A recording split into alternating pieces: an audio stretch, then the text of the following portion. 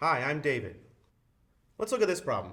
We're given the polar equation r equals 2 plus 3 sine theta, and we're given a graph of that curve. We're also given 3 points, right here, here, and here, and sketches of their tangent lines at those points. We're asked to find two things. We're asked to find the derivative of y with respect to x, and then we're asked to find the slopes of these 3 tangent lines. Okay, so if I want to find the slope of a tangent line, I have to find the derivative of y with respect to x anyway, so let's go ahead and do that first. We're given a formula in the text that looks like this.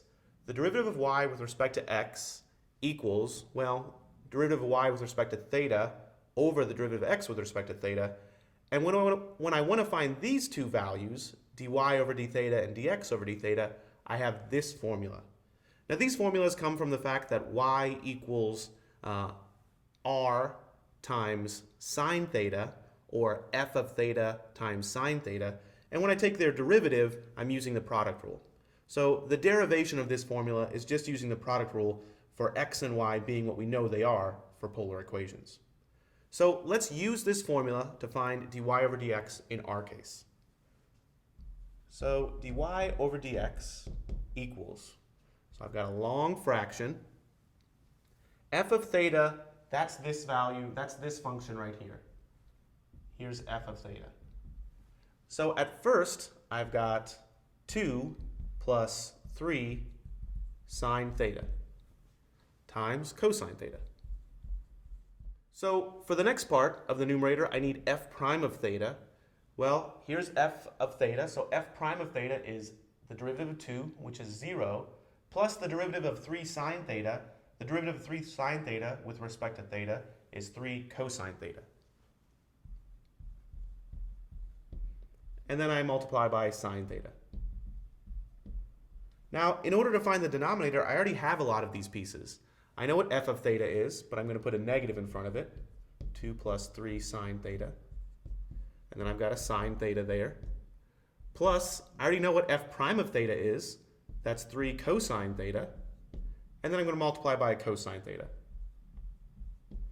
Okay, now this derivative does look a little complicated. But luckily, I don't need to simplify this. I just need to find the slopes at 3 points. So let's make a little chart. In this chart, I'll put theta, and then I'll put the slope of the tangent line, or the derivative of y with respect to x. Well, let's see. We've got theta, if I go in order, we've got theta equals pi over 2. We've got theta equals pi, and we've got theta equals 3 pi over 2. And I need to find those slopes. So what I'm going to do is I'm going to plug in pi over 2, pi, and 3 pi over 2 into this long expression for dy over dx. Let's see what we get. Well, if I plug in pi over 2 into this one, my numerator looks something like this. 2 plus 3 times sine of pi over 2. Sine of pi over 2 is 1, so that's 2 plus 3. Times cosine of pi over 2.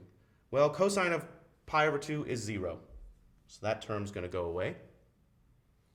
Plus, well, now I've got a 3 times cosine of pi over 2, but cosine of pi over 2 is 0 again.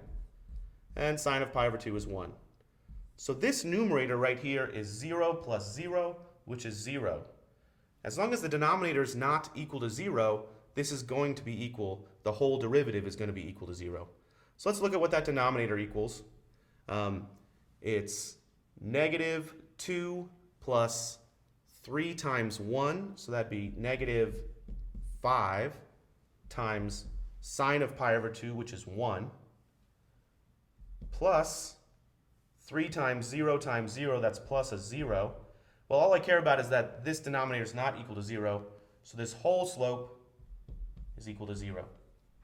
And I look back at my original picture, and I look at this point, 5 pi over 2, and this looks like a horizontal line.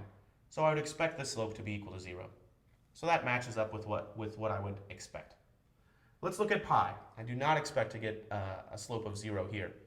So if I plug in pi into the numerator, I get 2 plus 3 times sine of pi. That's 2 plus 0, because sine of pi is 0. times cosine of pi is negative 1, plus 3 times, well, cosine of pi we said was negative 1, and sine of pi we said was 0. Let's look at that real fast. That's not going to be a 0 in the numerator. I'll have a negative 2 plus 0, so that'll be negative 2. But let's simplify the denominator. I have negative 2 plus 3 times 0. So that's negative 2. Times sine of pi, that's 0. Plus 3 times cosine theta times cosine theta. 3 times cosine pi, that's 3 times negative 1 times negative 1.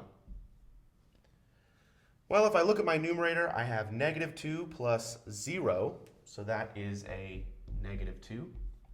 In my denominator, I have 0 plus a positive 3, so I've got negative 2/3. Let me look back at my slope. Well, this definitely has a negative slope here, and it could be about negative 2/3. So this looks about right. Finally, let's look at what happens when theta equals 3 pi over 2. I'm expecting to get an answer of 0 here because this is a horizontal tangent line, or at least it appears to be a horizontal tangent line. But let's go ahead and plug in to make sure. Well, if I plug in 3 pi over 2, my numerator looks like 2 plus 3 times sine of pi over 2. Or sine of 3 pi over 2. Sine of 3 pi over 2 is negative 1. So 3 times sine of 3 pi over 2 is negative 3. Times cosine of 3 pi over 2, well, that's going to be 0. So all that term is going to go away. Plus 3 times cosine of 3 pi over 2, that's going to be 3 times 0. And then sine of 3 pi over 2 is negative 1. So again, my numerator is going to be 0 plus 0. And as long as my denominator is not equal to 0, this slope is going to be equal to 0. Well, let's figure out what the denominator is. If I plug this into my denominator, theta equals 3 pi over 2. I have negative, the same thing I had right here, 2 plus a negative 3. Times sine of 3 pi over 2, well, that's a negative 1, plus 3 times 0 is just 0. But all I really care about is that the denominator is not equal to 0. It's a constant plus 0, and it's a non-zero constant plus 0. Okay, so I have 0 over something that's not equal to 0. This equals 0. And that's exactly what I'd expect for this horizontal tangent line right here. So the slopes at these three values of theta equals pi over 2, pi, and 3 pi over 2, are 0, negative 2/3, and 0. Thanks for watching.